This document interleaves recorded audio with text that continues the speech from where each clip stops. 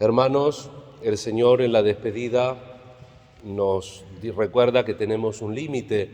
en la comprensión y en la búsqueda de la verdad, en la realidad. Y entonces todavía, dice Jesús, tengo muchas cosas que decirles, pero no las pueden comprender ahora. El Espíritu de la verdad, el Espíritu Santo, la manifestación de Dios en Pentecostés, es necesario para que nos acompañe en el camino de la vida y en la búsqueda de la verdad, sin reemplazar nuestra libertad. Eso es, en definitiva, el ambiente natural, teológico, espiritual y natural de San Pablo en la predicación que tenemos hoy, tan conocida por nosotros, el célebre discurso de Pablo en el Areópago, donde Pablo, esto los comentaristas a veces señalan también por testimonio del mismo Pablo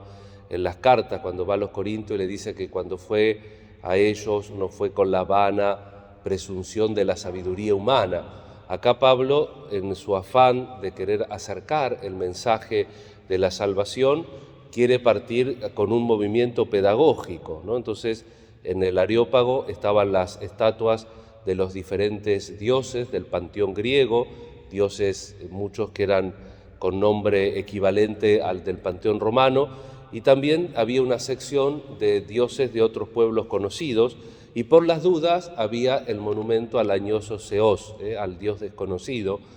en cual le da pie a Pablo para decir, este Dios desconocido, este es el verdadero, este es el que todos buscan,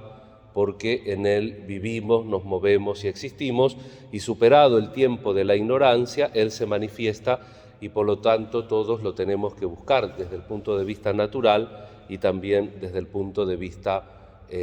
religioso, porque se ha manifestado, porque se ha revelado,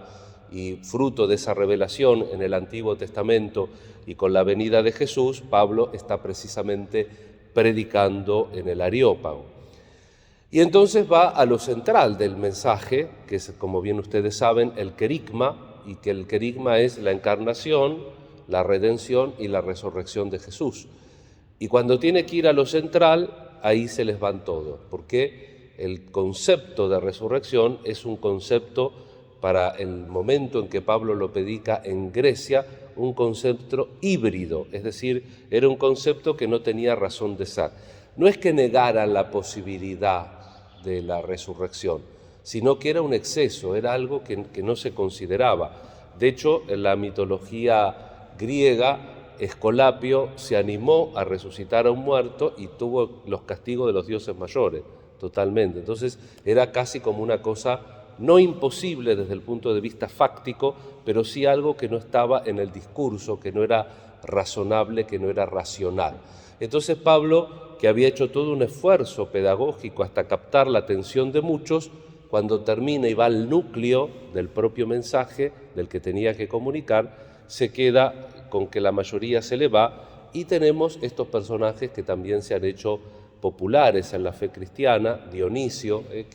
cuyos escritos apócrifos, porque era otro, pero los puso a su nombre, evidentemente porque Dionisio era un personaje importante, entonces el que quería comunicar algo utilizó su nombre para escribir, Dámaris, y algunas mujeres, un grupito de gente solamente. Esto también nos recuerda la parábola de Jesús, que la semilla siempre hace su trabajo. Uno tiene que sembrar la palabra de Dios con las cualidades, la manera en que uno presenta el mensaje de la salvación. La semilla es la misma en todos los tiempos, uno tiene que ver cómo la esparce. El Concilio Vaticano II inauguró un tiempo en la Iglesia donde nosotros tenemos que ver cómo presentamos la fe,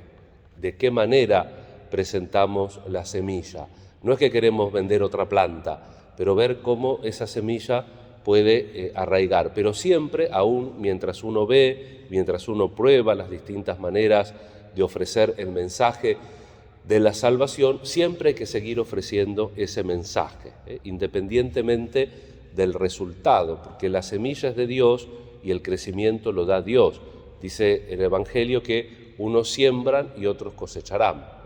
Entonces nosotros siempre, en todos los momentos, al cristiano de todos los tiempos, le toca ponerse a disposición del Espíritu y aún en las cosas que todavía no se comprenden, poder seguir manifestando la fuerza salvadora del mensaje del Evangelio. Y todos los tiempos tienen su dificultad. En este caso concreto, Pablo tiene el problema cultural, que empieza bien, inclusive se cita a un poeta pagano que era muy conocido. Vuelvo a decirles lo mismo, logra atraer la atención, pero cuando baja el mensaje, ahí no hay que desanimarse. Tampoco hay que cambiar el mensaje a gusto del consumidor, porque nosotros no vamos por nosotros mismos, nosotros vamos porque nos han enviado, y la Iglesia está regada y sostenida precisamente por esa predicación que en muchos lugares fue acogida. Hemos leído pasajes entrañables en los Hechos de los Apóstoles y también hemos visto persecución y hemos visto martirio, en toda clase de edad y en toda clase de profesión. Hoy la liturgia nos trae 3 mártires que son muy conocidos en la antigüedad. Después, cuando uno quiere llegar a los documentos, están flojos de papeles, pero evidentemente que se han tenido tanto culto, han sido personajes que existieron, como nuestro San Expedito. Estuvo en casi todos los martirologios,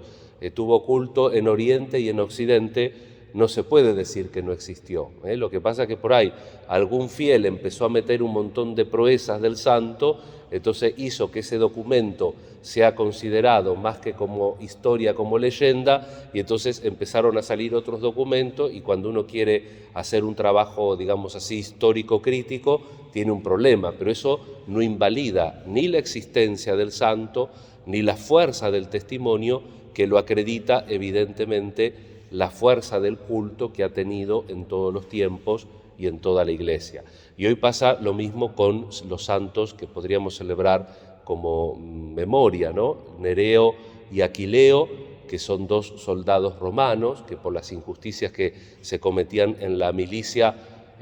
muestran su cristianismo socorriendo a los necesitados y son martirizados con Diocleciano, y San Pancracio, también, que los papeles